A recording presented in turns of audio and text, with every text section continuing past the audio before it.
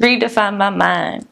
Make it heaven sent. Put a halo on you. Compromise my soul. Consequences not evident. Go back to heaven sent. Soul sucker swipe till I had nothing left. Yes.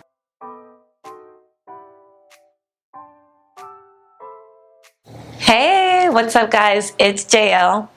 I'm from Orlando, Florida, and this is the breakdown of Open Window Melodies.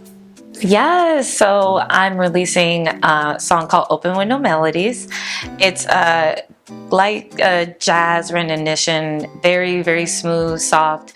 It kind of reflects a time in my life where I'm kind of closing the door on something I need to close the door on that took me a long time to unpack, to be accountable in. So it's a fun song, very smooth, and I love the way that it sounds because I rap like I'm Erykah Badu.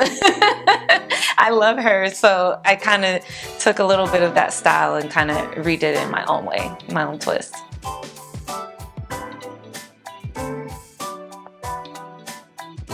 Oh, well, a lot of the stuff that I like to write is about love. Like, I feel like the whole 5 signs or 5 love languages, I'm a total to believing in the romancing of love or the romanticism of love.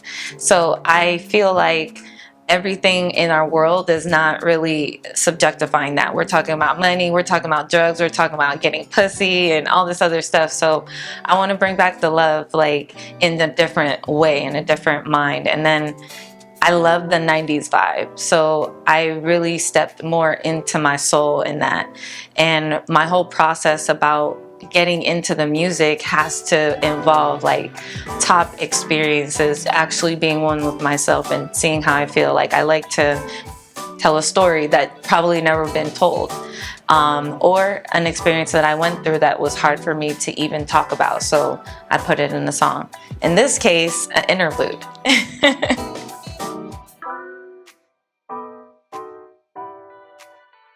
So I want to say I was really young. My mom and dad, my dad's from Jamaica, my mom's from New York. And around New York's time, that's when hip hop and stuff was getting big. So my uncle, he was DJing and mixing a lot of different music. He had a lot of different vinyls and we played it throughout the house, a lot of Bob Marley. And my dad was a rapper, a reggae rapper. So he was dance hall.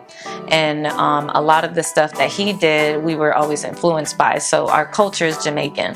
So we're always dancing and more one with the music. It's part of like what feeds the happiness and the calm in the house. So I kind of dabbled in it. When I was in the 4th grade, I went to a school in Cheney, in Orlando, and or in Eastbrook in Orlando, and from there I was doing like singing on the choir and advanced singing. I started trying to get into like the high sopranos and realized that I was more of alto, and I loved how smooth I was. I was like obsessed with Toni Braxton back then.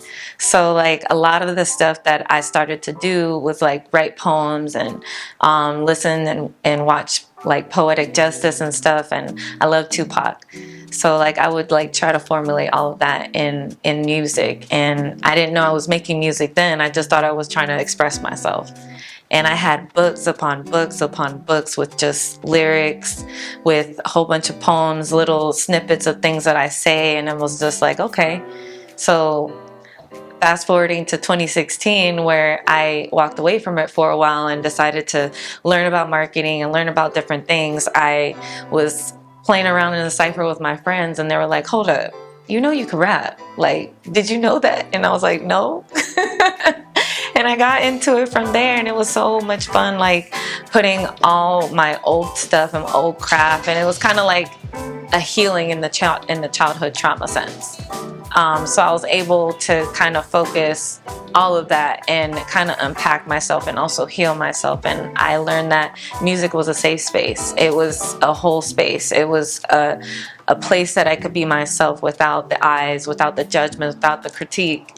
Like, I felt like that was important. And once I felt like I was in a place of alignment, I just started to just keep traveling there. And it's brought me to this place so far, so I'm excited. I love it.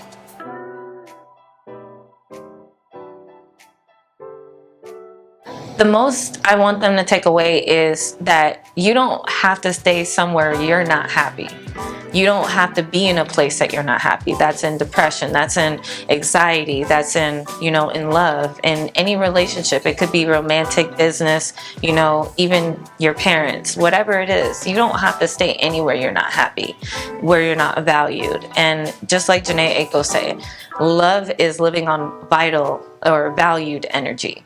And if I'm not feeling valued around the energy that I'm keeping, like, am I really living in the love for myself? If I'm really talking about self-love, I want them to take away that we have that power. We have that self-love, that dignity to, feel the way we feel, but don't resonate in it.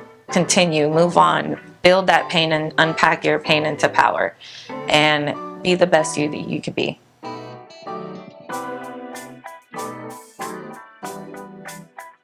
I want to say, just do it. A lot of the time we're trying to think of the perfect moment or try to find the perfect moment, trying to find the perfect people and build them into this place that you want to build your dream. But you have to realize those people have their dreams too and other things that they are trying to accomplish.